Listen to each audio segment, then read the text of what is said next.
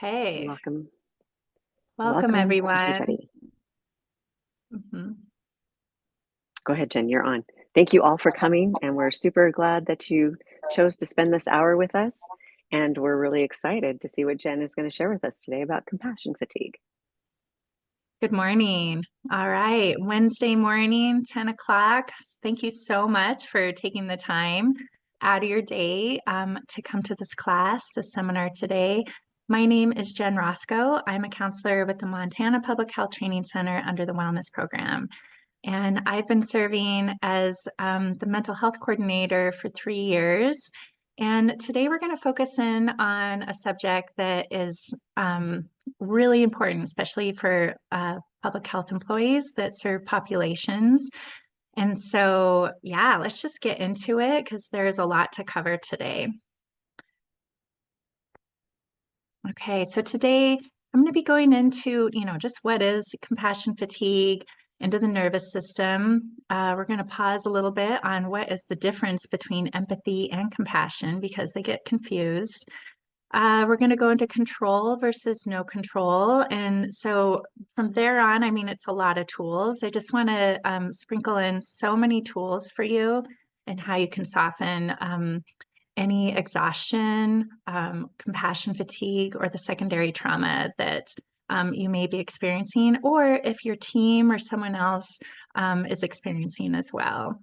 And so, yeah, all of these skills we're going to go through. And then at the end, I'm going to go into a rejuvenation. And so, this is basically like a brain break, it's mindfulness, and it's a custom design for compassion fatigue. And so, we'll do that with the last 15 minutes of the class today. But for now, we're going to focus in on learning. So, again, if you're just tuning in, thank you so much for being here. And let's get into it. Okay, so compassion fatigue. Yeah, I mean, this is the toll of constant stress in the workplace. That's not just mental, this is physical too. And triggers that can happen within the workplace not only prompt our nervous system into a state of heightened alertness, but also this really affects our immune system. And chronic workplace stress, this can lead to just exhaustion, burnout, various health issues. And this affects both our personal and our professional life. And so these areas, they really can affect in these 5 different places: safety, the ability to trust. It really can take a knock on our self esteem, also within our relationships concerning intimacy, and then just that loss of control being gone. And so, what is the difference between burnout and compassion fatigue? Because they're similar, but they're not the same thing. And there's many factors to burnout. First, let's just kind of look at that definition for a second and notice what the causes are. Because defining burnout, it's really an occupational phenomenon where employees feel a mix of not only exhaustion, physical and psychological symptoms, but they also can feel, just a loss of satisfaction within the workplace. And so the causes for this, are several reasons, but, realistic work expectations, micromanagement, poor instructions over what is needed. Um, and employees can, just take on this extra bit, which is just stress and being overworked. And so you can see what the symptoms are there. Compassion fatigue is different. This really moves into a different place for folks, and it's really dealing with other people that may be experiencing trauma and or exposure to traumatic material. And so you can see there's some different symptoms that can come into compassion fatigue, from headaches. That feeling of hopelessness and pessimism is one of the big ones that comes in with compassion fatigue, and a really deep, weakened sense of empathy for others. And so this is taking on vicarious trauma. And the psychology of this is, we are vulnerable to secondary trauma. This is another word for compassion fatigue, secondary trauma stress. And vicarious traumatization, it can really happen basically when working with trauma survivors. And so vicarious trauma, it's different from compassion fatigue, and it involves really changing whoever is helping their schema or their mental framework about their life beliefs. And because the exposure to traumatic experiences in others can be so detrimental, it can kind of create this slow drip or this like ongoing direct feeling of just exhaustion. And for those that support others who are in crisis, sometimes they can internalize their empathy. And for an extended period of time, this often results in feelings of just hopelessness, irritability, and emotional exhaustion.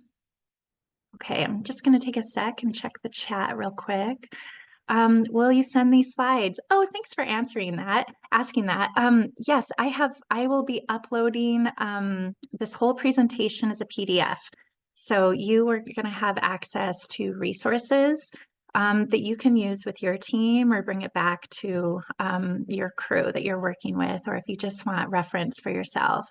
And so I'm also going to be uploading resources that you can tap into, and all the custom videos that I've made for this presentation are on our website and on our YouTube channel. And so you will also have access to that. And you're going to be able to find all this, where does this live? In our amazing portal. If you click on it, there will be a little tab for resources. Is that right, Desiree? Am I explaining this correct? Yeah. And so you can just, any class you've taken, you can go back to that class and find the resources that have been uploaded. So that's a pretty sweet gig that we got now with this portal. It's pretty slick. It looks like there might be one more message. Just check that. Oh, you're welcome. It says thank you. You're so welcome. Okay, so I'm going to keep moving and close the chat so I can see my slides. And go to the next slide. Okay, so we're going to move into the nervous system because as a counselor, it's important for me to share also the brain, what happens with our systems and our brain and our body, because this is all connected. Our mental state is connected not only to the way we think, but also to our internal structures within thinking, which is the brain science. So let's move into this. The differences between your sympathetic and parasympathetic nervous systems are so dramatic, it can feel a bit like flipping a switch. Say you're at the beach on a beautiful day. The sun is shining, there's a gentle breeze. You dive into the water, but struggle to stay afloat. As you fight the current, your sympathetic nervous system or your fight or flight response kicks in. You are in survival mode, and your body prepares for conflict. Your body signals danger by releasing adrenaline. Your heart starts racing. Your pupils expand, and your mouth becomes dry. Your airways open up, sending as much oxygen as possible to your brain to keep you alert. And other bodily processes switch gears to help in your time of need. Your stomach and intestines stop digesting. Your bladder relaxes. Your reproductive system limits blood flow, and your liver releases glucose to give you a burst of energy. All these changes happen so quickly, you may not even be aware of them. When you make it back to shore, you start to calm down and relax. This is your parasympathetic nervous system, or your rest and digest process at work. Those bodily processes that were at full attention before change course. Your heart rate slows down. Your breathing returns to normal. Your pupils constrict, and you start to salivate. As your body realizes it's no longer under threat, your stomach and intestines begin to digest. Your bladder constricts, and your reproductive system increases its blood flow. In other words, your body returns to its natural state. This is an example of your autonomic nervous system at work. The sympathetic nervous system and parasympathetic nervous system perform a vital balancing act that helps you survive and recover. It happens many times throughout the day, whether you're at the beach, hanging out at home, working from an office, or anywhere in between. And while you may tend to think of your fight or flight response kicking in during major stressful situations like a car accident, it can also be triggered by minor things like spilling a glass of milk or getting a paper cut.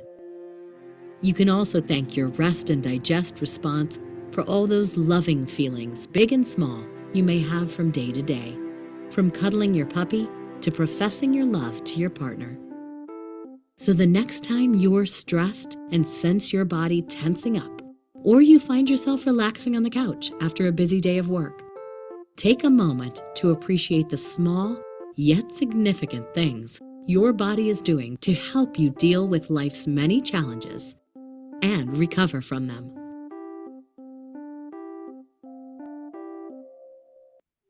The differences between your Okay. All right. So with that, just noticing that we do move into different system within our system. Our parasympathetic gets slowed down, and that is, we move into this fight or flight reflex. And it's insane that it happens a lot throughout the day. And for some people, they don't move back out of it. And so if you notice that maybe you've been elevated or you've been activated repeatedly for your nervous system, this is a real cause of compassion fatigue. And so, we're just noticing, that trauma and stress and suffering, dealing and helping other people, that this can really create this like exposure within your system that's just exhausting. And even just listening to traumatic stories is another level of this as well. And we do this throughout our day as public health employees, but also when we go home, we still have our families.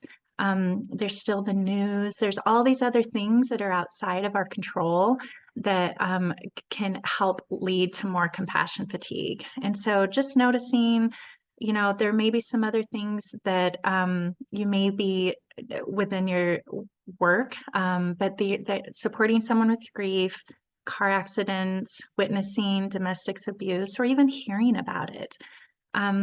Just being with your patients and noticing whatever it is within a shared background experience. You may have a narrative or a story that's very similar. Working with folks that have no clear solution, they have limited resources, and it's very frustrating in that you may feel that you can't help them. Also the death of a children, or helping anyone that is severely ill or injured, or even suffering greatly from mental state or a mental breakdown. And so here's some things that can also lead to compassion fatigue, and that's your mindset. And so noticing whether or not you may have a very idealistic view of the world, and things are supposed to be this way and it's supposed to be that way. When we have a very idealistic worldview, this can be hard when the world around us is out of our control. Another one is the belief that self-care is really selfish, that you got to just pull yourself up with your bootstraps, and that, maybe that wasn't a belief system within your family of origin, that people are just hard workers and no one does self-care, you just do it.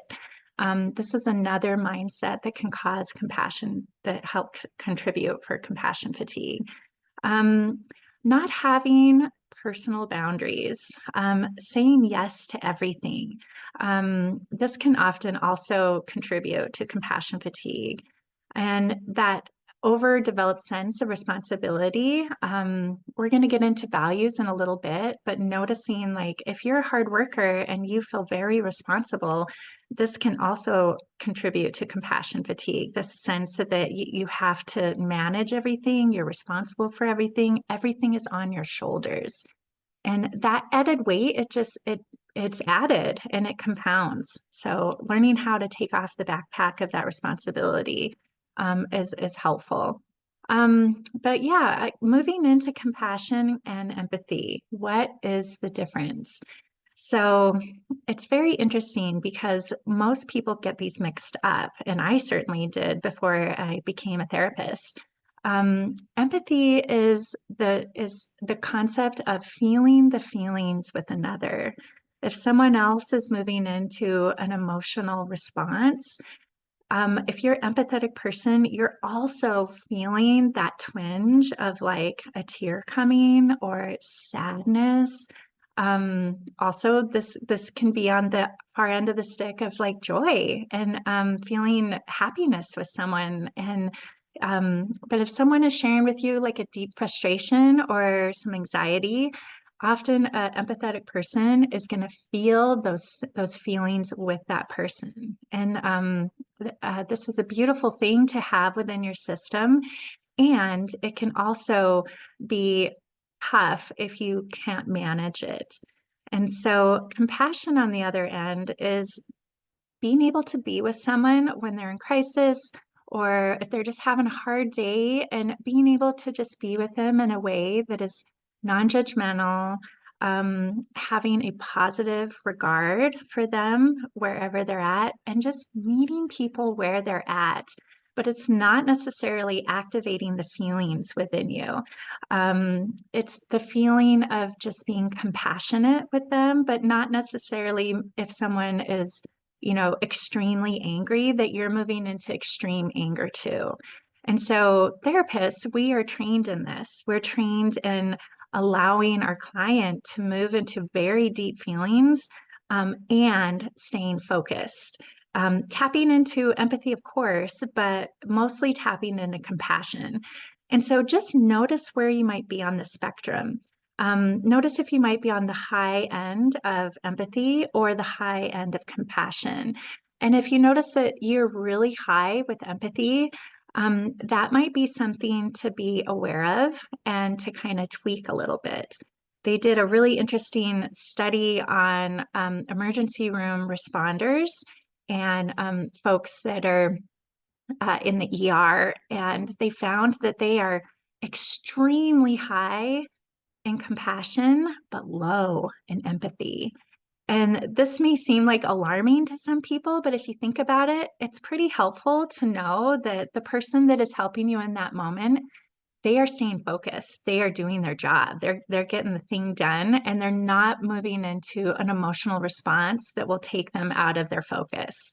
And so just kind of notice where you are with that, because that's another thing. If you have high level of empathy, that this can be another weight that you may be noticing. Okay. So here's some symptoms that come along, and you may notice that some of these may have one or two of these happening, but that physical, spiritual, and emotional exhaustion is really the big one. People can really move into feeling anger, being so irritable when others present something that normally you would want to help with.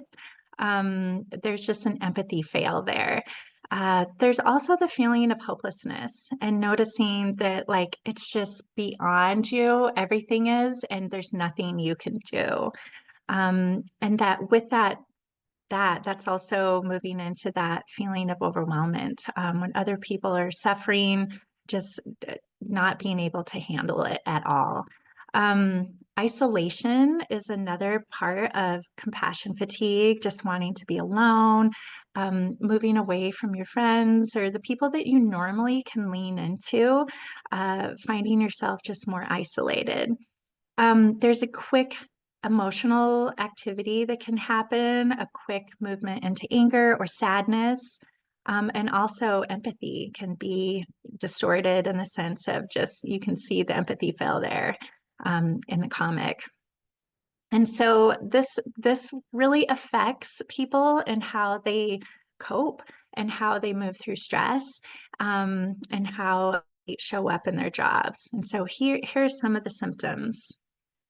So let's move into now some tools, because that's the main thing that I really want to focus on with this training today. Because with compassion fatigue, there's no like, it's not like, okay, do step 1, 2, 3, and 4, and then you'll be fine.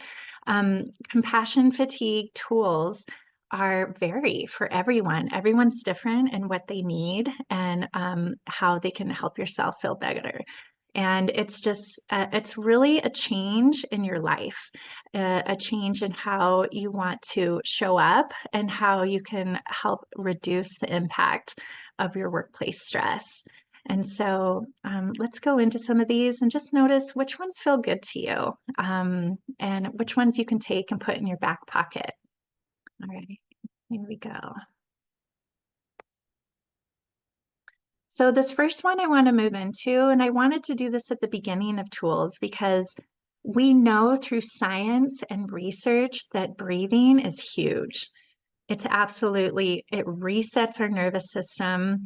And if you can find some ways to intentionally breathe, this is going to help you throughout your day. And so let's just go into this one first.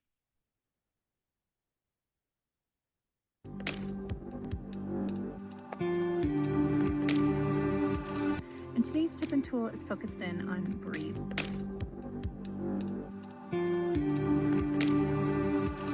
And today's tip and tool is focused in on breathing. So let's just take a moment and breathe. Let's do 3 deep breaths. I'm going to invite you to breathe in through your nose and then out through your mouth, because we know that when the air comes out, this is what resets our parasympathetic and helps soften our nervous system. And so let's just do it. And if it feels good, close your eyes.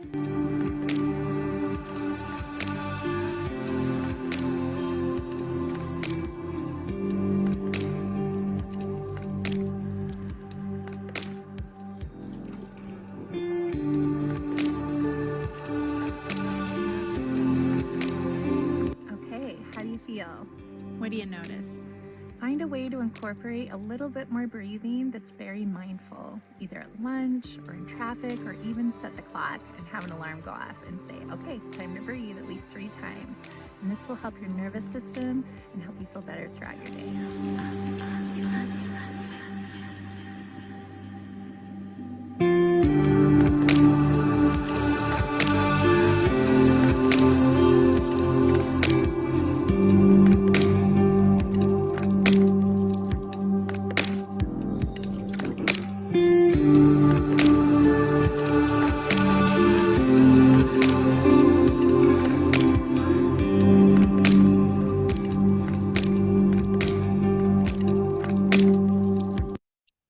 Okay, so how many folks took a sec and did breathe? Just curious. Oh yeah, I see some thumbs and some hands up, and you're welcome to write anything in the chat too. I'll keep checking that and answering questions. Or if anyone has a comment about a tool that they're feeling is really impactful, or if they're just more curious about. And so this is a tool right now, if you're interested in throwing this in your toolbox for compassion fatigue, setting aside time to breathe and putting it on your calendar is pretty powerful. This is helpful in the sense that when people put things on their calendar, they usually do it because, you know, checking off that thing that you did feels good sometimes. And so breathing through emotional moments too, we know that this resets our parasympathetic and it moves our vagus nerve, gets activated as well. So I'm going to just check the chat real quick. We forget to breathe. So true. We often hold our breath, especially when we move into something stressful. And so, yeah, breathe. Kim's gives a thumbs up. Thanks, Kim. Yeah, so breathing, it's just such a simple thing, but this is it's a helpful tool to have in your back pocket.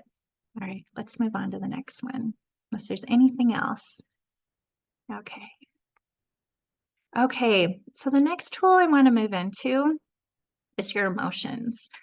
And, you know, we are such interesting creatures. We have this like system within us that informs us what our boundaries are every day. Your emotions, they inform you how you feel and what's going on for you.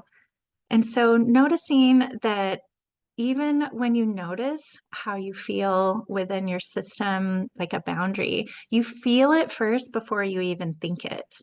And so noticing where that emotion lives in your body can be really helpful. I know I've had clients in the past that notice after practicing, where do emotions feel in my body? They learned, I actually hold anger in my toes. I had one client that was like her feet would curl and and feel angry before she actually registered that she was moving into feeling super frustrated, like in a meeting or something like that. And so that was a really cool insight for her because she was able to use that insight of where emotion lives in her body. She would notice it in her body first, and that would be a really like helpful indicator that she's starting to move into anger. And so noticing where hard emotions live in your system, we do this, right? We know sometimes for some people it's like in their forehead, and for other people it's in their gut. Some of us really hold high emotion in our chest area. And so it's also really helpful to notice where the good feelings feel. And so, where is gratitude? When you think about something you're grateful for, where do you notice that gratitude lives in your body? Or even joy. If you think about something that's just lovely, it's such a great memory, it's something you can savor and move into, where does the feeling of joy, where can you find it in your body?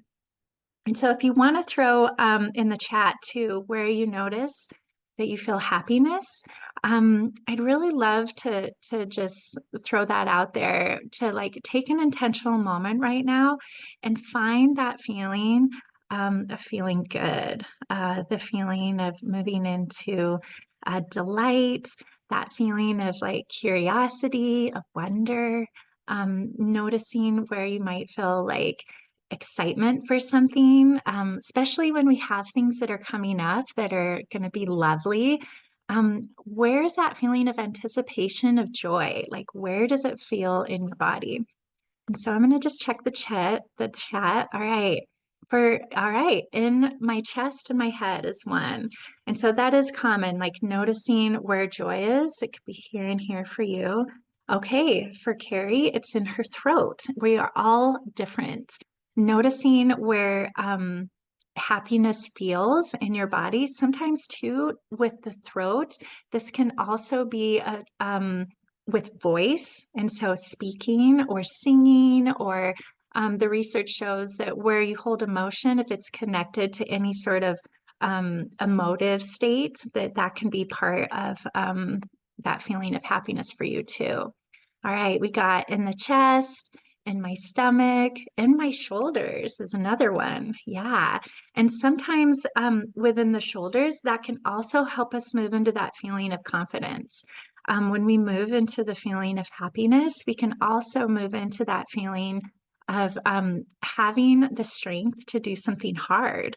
Whenever we move into these higher level emotions, this helps us soften compassion fatigue. So what I just asked you to do, this tool of finding the high feeling emotions, this is a tool that you can do that can help you kind of pivot yourself, shift yourself, and move into another way of feeling. And this is intentional. Most of us, it is so easy, and I just want to like totally normalize this. Most people, the majority of us, including me, it's so much easier to move into a negative bias within ourselves. If you think about it, if you've had a friend for like 10 years, and like they've said maybe one thing that hurt your feelings, you will remember that one thing, even out of a 10-year span of a beautiful relationship, you'll replay that.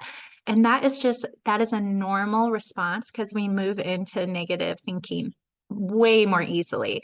So this tool I'm giving you to actually practice moving into the feelings of feeling good it's an intentional tool. And the cool thing about it is when you do it, when you think a positive thought for more than 30 seconds, a synapses will be created in your brain, And that synapses, if you think it for 30 to 60 seconds, a like-minded thought is going to attach to that synapses. And so if it's positive, guess what? You're going to have another like-minded thought pop in and connect to that. And so this is a tool you can put in your back pocket. How can you activate feeling good? So I'm just going to check the chat again. All right, folks are noticing it also in their shoulders and their neck, in their shoulders, mid, back, and jaw. Oh, interesting. Yeah. And noticing, yeah, this also in the neck, and the jaw, when you have more than one place, that's often normal too. It's often not just in one place. Oftentimes too, when you think of some other things that feel good, maybe a different memory will pop in, and that memory may be associated with a different part of your body and feeling that feeling. All right, in the chest and in the head, and the neck gets tight and shoulders get tight. Yeah, thanks for doing this exercise with me.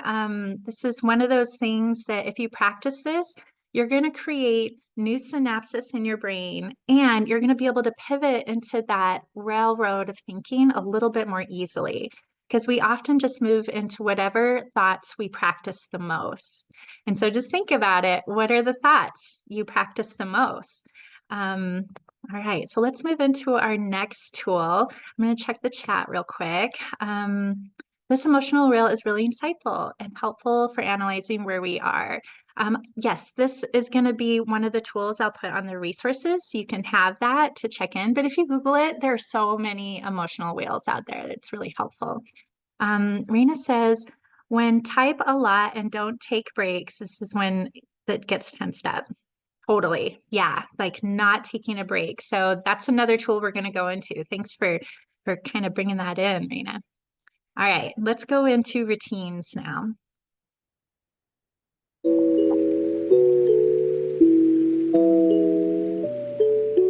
Hello and welcome. My name is Jen Roscoe. I'm a counselor with the Montana Public Health Training Center under the Wellness Program. And today's tool and tip is focused on how you start your day. All right, so let's just take a second. Think about what's your usual morning routine. And so this is a real conscious effort in shifting your own self-perception of the world, or maybe yourself, into feeling a little better. For some people, it's cutting out some things. That might be negative information that you may receive over and over and over again through the news. So maybe checking in on the news a little bit later in the day to see what's going on. For other people, they focus in on gratitude. Some people have a gratitude journal, or some people just lay in bed and notice what they appreciate that's in their life. Other people journal, and some people just like literally do a little mindfulness where they focus in on inner peace or feeling positive. So the cool thing we know about this research is that whatever sinks in the brain links in the brain. And so if you're noticing that your thoughts are moving more into a negative pattern throughout the day, think about how you can adjust that first in the morning. How do you want to feel today? How do you want to be in your meeting? How do you want to be as you move through the day, through traffic, when you're dealing with your coworkers? And just take a moment to kind of visualize it and feel into the feelings of how you want to feel. We know that when we do this practice of precognition, pre-feeling the feelings, that we tend to move into those feelings a little bit easier because we've already practiced. All right, so just decide, how do you want to feel today, and how can you practice that in the morning? All right, thanks for tuning in. There's more tips and tools on our website, on the Montana Public Health Training Center website under the Wellness Program. Have a great day. All right. So yeah, let's just pause for a sec and just notice, what are the emotions that you want to activate for your workday? What do you want for today? Like, what do you have coming up? And how do you want to feel as you move through whatever it is? Another open-ended question I have for you is, is there anything that you can cut out of your routine in the morning that doesn't really serve your mental well-being? Is there anything that might be helpful to limit?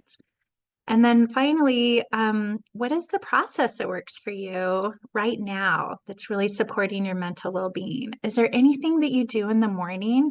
And you can throw this in the chat, that is really helpful, that is like, the one thing that's like, okay, if I do this thing, I feel like I'm ready for my day. I can just do it.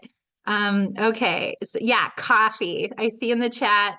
Totally. Me too. Like having a moment with anything that is within your five senses, when you activate it, usually you're moving into the present moment. So oftentimes when we have that cup of coffee, we are really in the present moment. We're not in the future, in the past. We are zoning into what is in the now. Same with exercise. Exercise moves us into our senses. I see gratitude. Heck yeah, that instantly helps us feel better. And the attitude of gratitude, moving into appreciation of others. When you do this, the science is showing now that you tend to receive it back as well. So the more you give out, the more comes back to you. It's sort of this ping pong effect of you dishing out gratitude to someone else. They often dish it back. Let's see. I like waking up before and starting to get ready for work and sit and absorb the beauty and quietness of the morning. Oh, totally. Beautiful. Chair exercise. Nice. Enjoying a Lotus energy drink. Lovely. Yeah, those are so good. Chair yoga, being confident in the morning and taking the time for me before I wake up my children.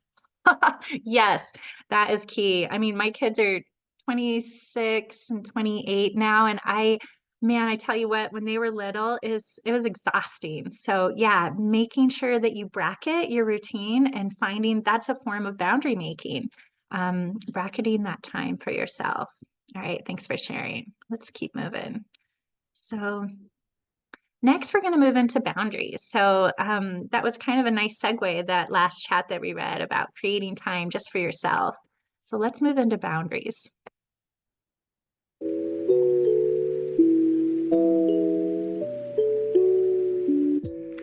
Hello and welcome. My name is Jen Roscoe. I'm a counselor with the Montana Public Health Training Center under the Wellness Program. And today's tip and tool is focused on boundaries. Okay, so we've all been in this position before where we've said yes to something where we're really feeling a big no deep inside. This is a trap that we all fall into. Most of us want to make a good impression on our boss, on our coworkers, and on our clients. And so suddenly you may notice, yikes, I have too many lists and too many items on that list. And this can often lead to resentment and actually deep felt anger. So how do we shift this, and how do you move forward in creating a boundary? Boundaries are necessary, and they create safety for yourself, they're helpful to your own well-being, and they create limits. So just notice, how do you actually feel about boundaries, and what is it that you may need to shift in order to do one? Once you acknowledge that it's your right to express your needs, you're ready for the next step.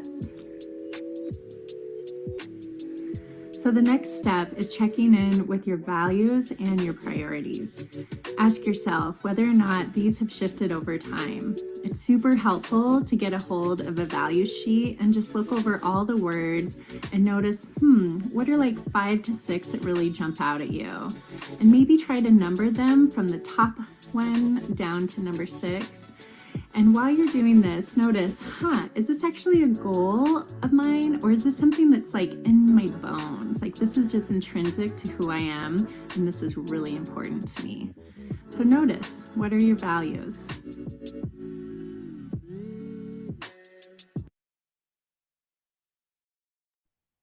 Okay, so I want to pause here with values because this is a tool that is super helpful in connecting in with a boundary that you may have.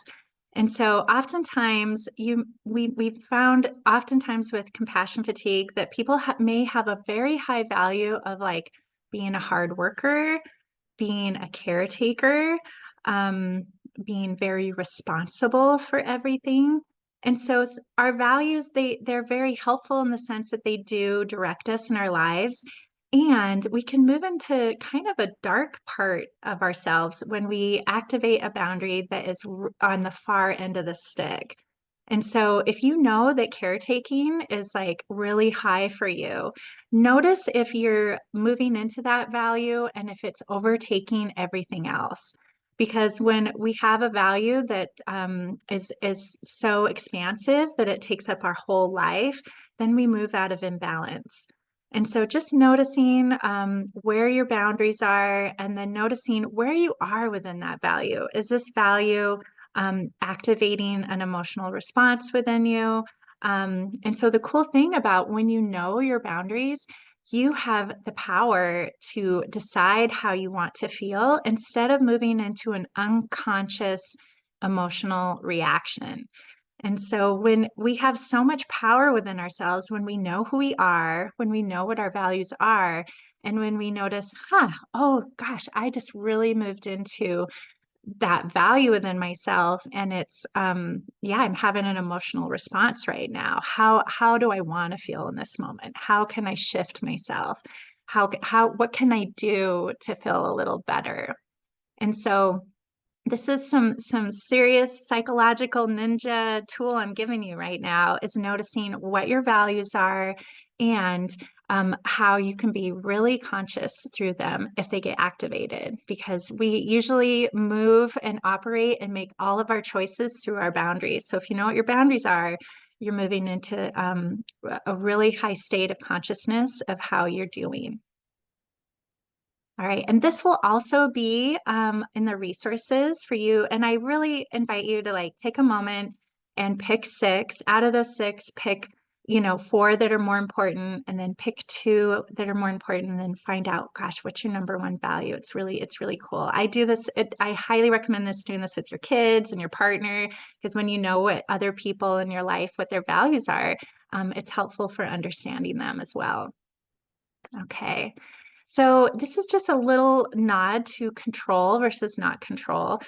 We know that most things are out of our control, and that it's basically almost everything outside of ourselves. And the thing that you can control is your reaction, your feelings, your mindset, what works for you. And so this is another great tool to have in your back pocket, is noticing what you can control and what's out of your control. Okay. All right, so I'm just going to tap into a moment of resilience information. Resilience is, it's a hot topic right now, and resilience is something that you can really move into when you're moving through something tough. This also means self-care, though. Resilience skills are moving into your social supports, people that are there for you, planning breaks that was brought up earlier by one of our participants, noticing what you can control. And then this other cool skill of noticing yes. And this is a mindset where when you notice something that's not working, you're saying yes, and that is an acknowledgement. It's sort of it's a confirmation of something that is happening. So if someone cuts you off in work, driving, and you say, yes, that just happened. Feel the feelings, notice it, don't stuff it. And then find a way to shift and saying and. So and statements can help us move into saying, yes, that just happened. And I'm not going to allow this to ruin the rest of my day. And maybe that person is late for work. And I've done that before, not even realized I've done it before. And so if you can move into a yes and mindset, you can help yourself shift so much faster and not allow that one thing that happened in the morning that was out of your control dictate the way you feel for the rest of your day. Okay, all right, now we're going to move into a little rejuvenation. So I'm going to Hello, invite Malcolm. you. My name is. I'm going to invite you to just get comfortable now. You can turn off your screen. And this is a 10-minute rejuvenation, which is really designed for you to just settle in and move into the feelings that can help you move through your day and soften compassion fatigue. And so go ahead. Some people like to lay down, some people like to put headphones on. This is really an invitation to just relax right now. And it'll be a nice brain break for moving into the rest of your day. I hope you enjoy. Jen Roscoe. I am a counselor with the Montana Public Health Training Center under the Wellness Program. And today's mindfulness is going to be focused on compassion fatigue. And so wherever you are, just get comfortable, find yourself a place where you can relax. You're welcome to close your eyes or hold a soft gaze. And so we're going to begin with breathing. So just allowing yourself to settle in, taking a deep breath in and out. Maybe closing your eyes and just allowing yourself to sink into the space that you are.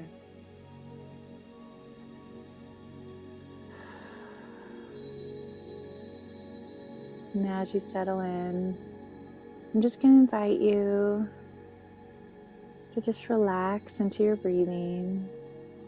And as you focus inward, just allowing each breath to move down your body. So taking a deep breath in through your nose and out through your mouth. And now focusing with that breath up at the top of your head. And with the exhale, sending that breath down to your eyes. Taking a deep breath in. Sending this next breath now down to your jaw. Taking a deep breath in. Sending this next breath now to your throat. Taking a deep breath in.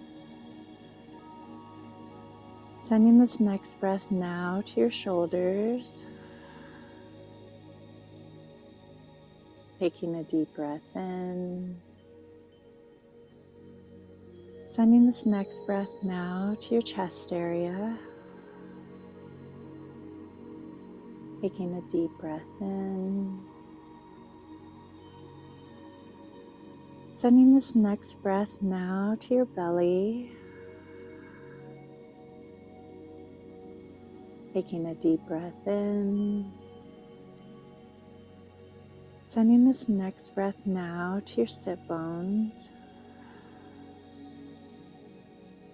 Taking a deep breath in. Sending this next breath now down both legs. Taking a deep breath in. Sending this next breath now to the bottoms of your feet. And wherever you are, just allowing either your chair or the floor to rise up wherever you are and meet your body. Allowing yourself to sink into the space, feeling connected and secure, feeling grounded.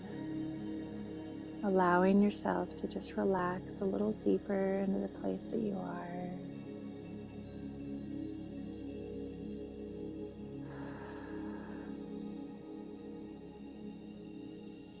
Now I'm going to invite you to focus inward.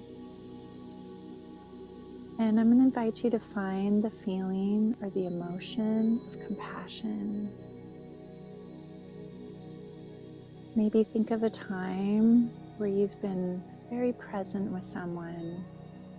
If someone has been struggling and you've been able to just focus in on them, noticing that you might even have soft eyes,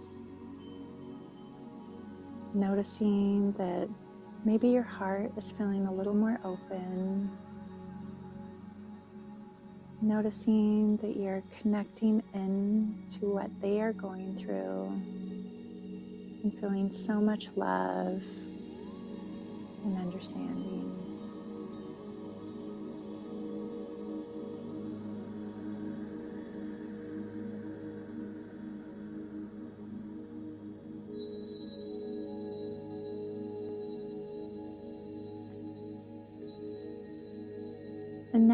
noticing what it is like to be on the other end of receiving compassion. Maybe there's a time where it's been tough and someone else has been very present with you.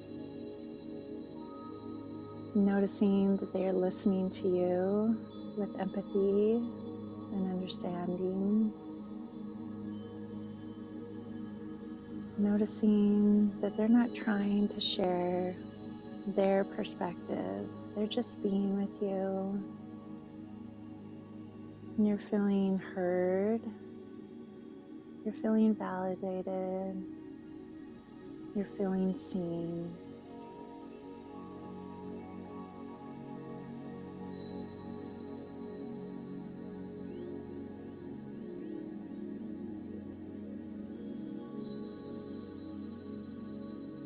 And so wherever that feeling is or the emotion, find that feeling now in your body. Where is it?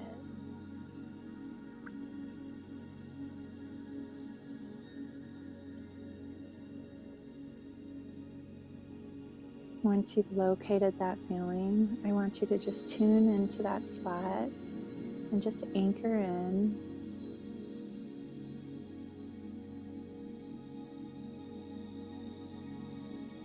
And allow that feeling or that emotion to fill up your whole body.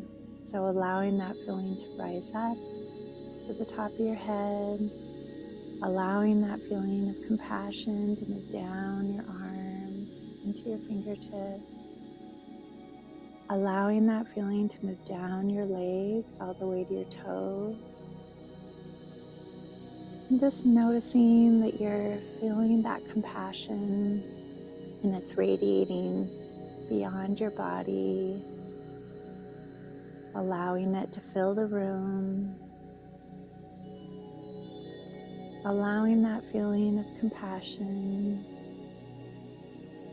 to just overtake your entire system, and you can just relax into it.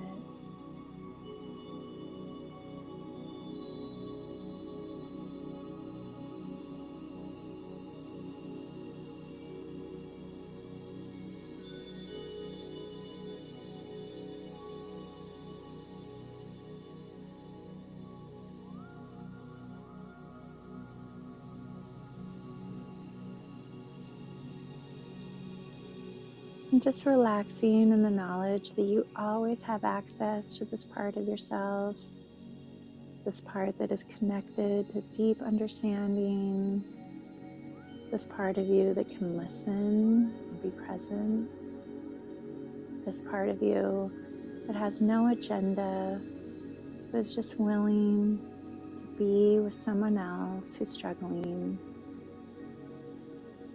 And so knowing that this compassion lives within you, both receiving of compassion and giving of compassion.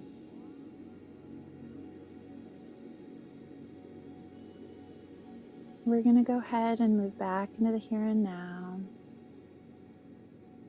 But first, just setting the intention to bring this feeling back into your day, back into your relationship, back into the way that you move through the room with your family and your friends, setting that intention to bring this feeling with you today.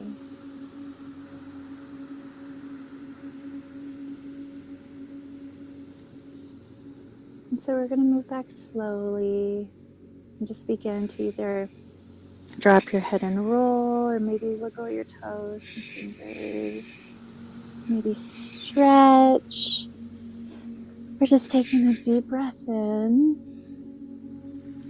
and we're going to come back in 5, 4, 3, 2, 1. Welcome back. Thank you so much for doing this compassion fatigue meditation with me. And we have more tips and tools on our website on the Montana Public Health Training Center under the Wellness Program. Have a good day.